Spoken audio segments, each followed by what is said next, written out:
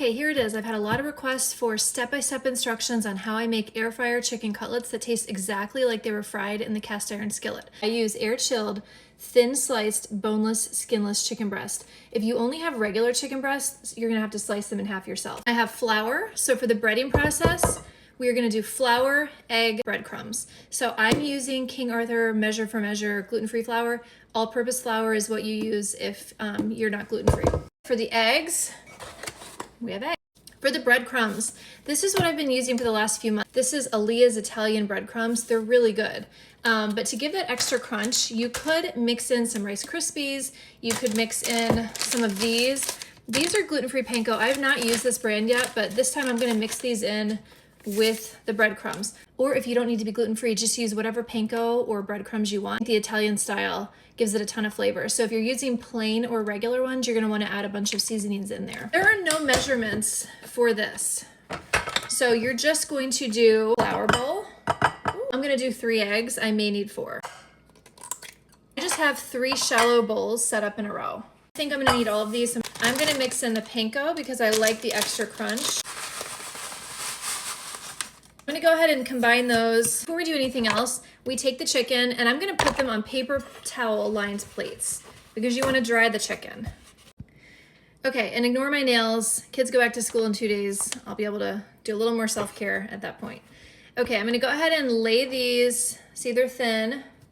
Because you don't see me washing my hands doesn't mean I'm not washing my hands. I am editing probably what's gonna end up being 15 or 20 minutes.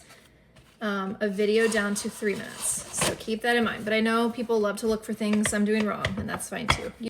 I'm just gonna sprinkle salt. Now sometimes I'll add some fresh Parmesan or even just pre-grated, pre-shredded Parmesan into the panko or breadcrumb mixture. I'm not doing that this time, but if you want to, now is the time to do it. I'm gonna put it salt side down in the flour so I can then pick up some salt and salt the side that wasn't salted before. Eventually, if I get tired of having my hands in it, sometimes I'll grab a fork and just do it that way.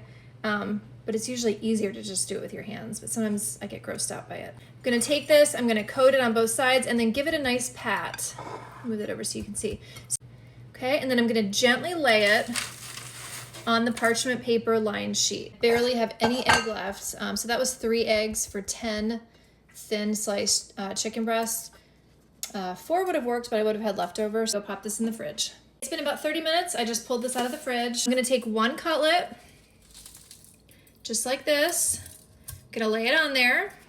Use my other hand so I don't get yelled at. I'm not sure what I was thinking in that other video. You don't need to do the oil. I'm doing a little spritz of oil. It's avocado oil, it's not chemicals. I'm sure some of you are gonna tell me it's full of chemicals. No, it's not.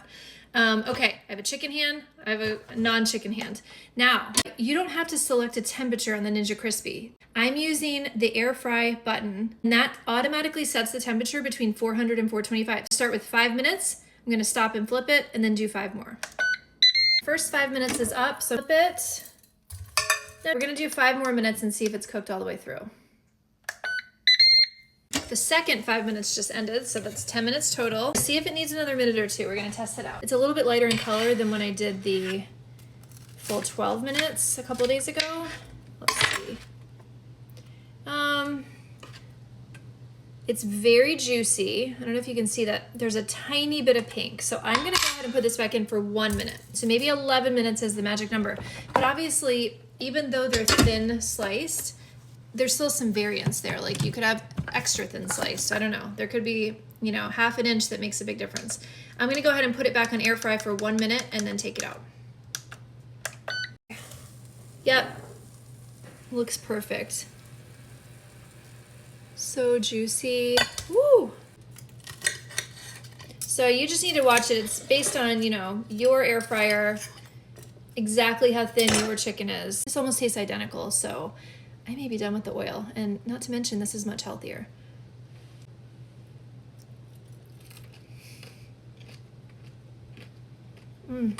Never going back.